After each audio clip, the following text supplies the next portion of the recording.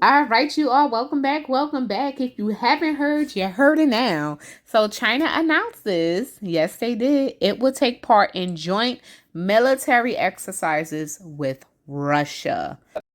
Well, China has renewed military drills around Taiwan after another delegation of U.S. lawmakers arrived for a surprise visit to the self-governing island on Sunday. This time, it was a bipartisan group that met with the Taiwanese president and other top government officials Sunday and Monday. The trip comes not even 2 weeks after House Speaker Nancy Pelosi, remember that big trip? She enraged China with her own visit to Taiwan.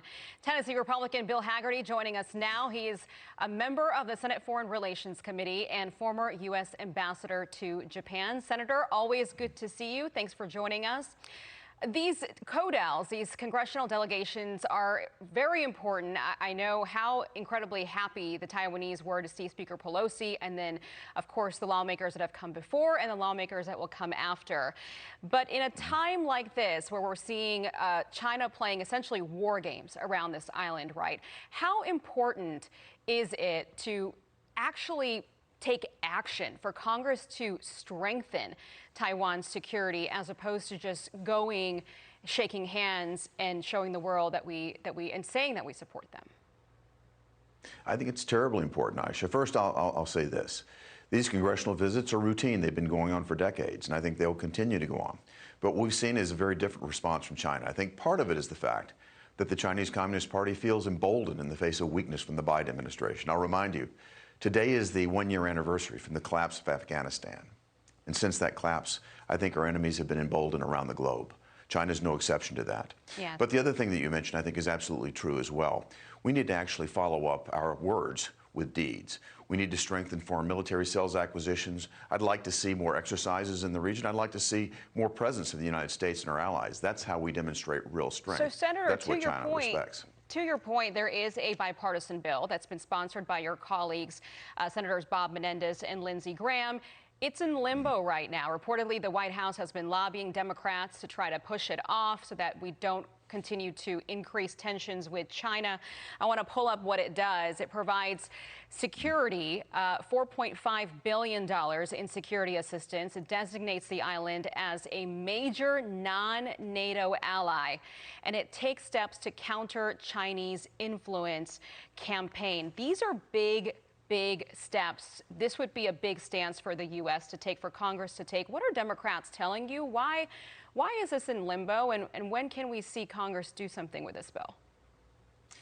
Well, actually, you're correct. They pushed it off the calendar before we left for the August recess. I think they were so focused on getting this, massive tax and spend package through, they couldn't think about anything else. But the good news is this. They have already scheduled it now for markup in September. This has just come out. So we will be getting onto this legislation once we get back to Washington. I expect it to happen sometime in the middle part of September. All right, we'll be watching that. This America's one China policy. It is ambiguous. I think it's a head scratcher. Definitely over Speaker Pelosi's visit, a lot of folks probably were confused by this. At some point, do you think the administration needs to go back to this policy, rethink it a little bit? Well, again, I think this legislation that we're going to talk about in September will get in that direction. Particularly, it's going to help us strengthen Taiwan's military position. It'll be more foreign military sales. It'll be an expedited process to do that, Aisha. Plus, it'll be more foreign military financing. Again, I'd like to see this, more exercises in the region, not only between the United States and our allies, but also to have our allies there on their own. All right, so if you guys want to read this fully or listen to the video fully, it will be in the description box below. But it does say both Russia and China view the U.S. as their primary adversary and are posturing to challenge U.S. power projection in the East as U.S.-China tension over Taiwan are intensifying. So tensions over Taiwan is intensifying, y'all. As they're saying here, what do you guys think about this? Let me know in the comments down below. Let's chop it up. Like I said, everything would be in the description box below. I think some of you probably already heard about this, but if you haven't, like I said, here it is. If you're new to the channel, please go ahead and consider subscribing.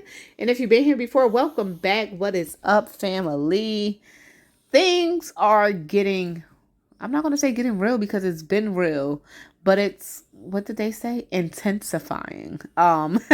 So yes, we'll go ahead and try to keep up to date with this. Like I never usually follow the news, but lately it's been so blunt. It's like right there. So yeah. I'll see y'all next video. Stay prepped, stay blessed, stay safe, and remain beautiful queens and kings. Peace.